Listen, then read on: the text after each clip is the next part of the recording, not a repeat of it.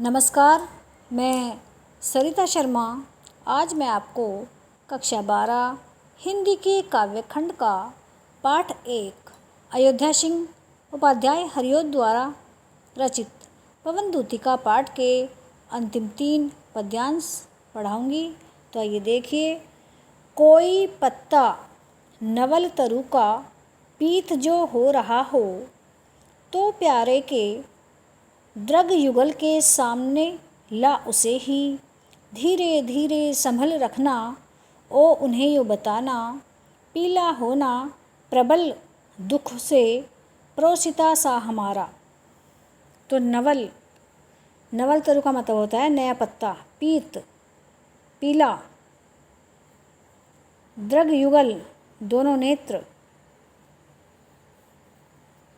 प्रोसिता वह स्त्री जिसका पति विदेश गया हो। तो ये देखिए।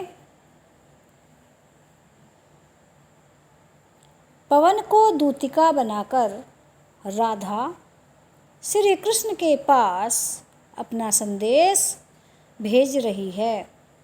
इन पंक्तियों में श्री कृष्ण के रूप माधुर्य का चित्रण किया गया है।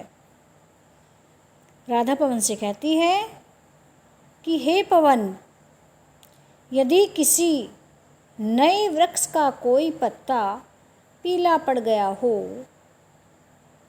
तो उसे प्रिय के दोनों नेत्रों के सामने धीरे से रख देना और उन्हें बताना कि उसी प्रकार राधा भी प्रोसिता पति का नायिका के समान पीली पड़ती जा रही है।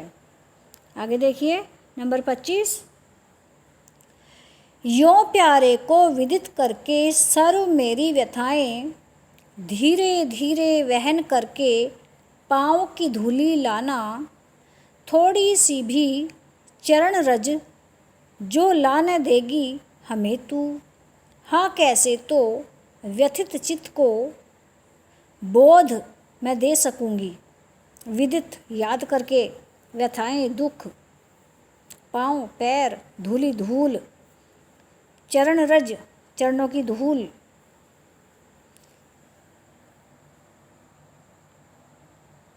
इन पंक्तियों में राधा ने कृष्ण के प्रति अपने सच्चे प्रेम की भावना को व्यक्त किया है और कहा है कि यदि तू कुछ भी न कर पाए, तो यदि तुझसे जो है कुछ भी न हो पाए, तो तू केवल उनके चरणों का स्पर्श करके आ जाना। मैं तुझी को अपने हृदय से लगाकर संतोष कर लूँगी। वे आगे कहती है कि हे पवन, जैसा मैंने बताया है तू वैसा ही, ऐसे ही मेरी समस्त व्यथाएं, समस्त दुख प्रियतम कृष्ण के सामने व्यक्त कर देना। जब तू वापस आए तो एक कार्य और करना। तू धीरे से उनके पाँव की धूली को उठाकर ले आना। यदि तू मुझे उनकी थोड़ी सी चरण धूली ला कर देगी, तो मैं उसे अपने माथे पर लगाकर अपने दुखी मन को समझाकर उसे धैर्य बंधा लूँगी। नंबर 26 देखिए। पूरी होवे न यदि तुझसे अन्य बातें हमारी, तो तू मेरी विनय इतनी मान ले ओ चली जा। छू के प्यारे कमल पग को प्यार के साथ आ जा। जी जाऊंगी हृदय तल में मैं तुझी को लगा के। आगे कहा है कि हे पवन, अब तक मैंने जितनी बातें तुझे बताई। यदि तुझसे ये बातें पूरी न हो सके तो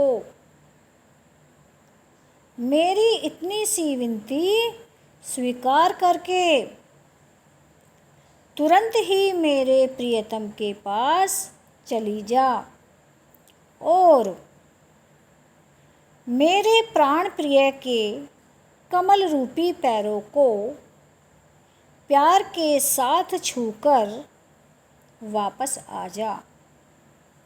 जब विरह में मृत प्राय मैं तुझे अपने हृदय से लगाकर फिर से जीवन धारण कर लूँगी। तो आज ये हमारा अध्याय पूर्ण हो गया है।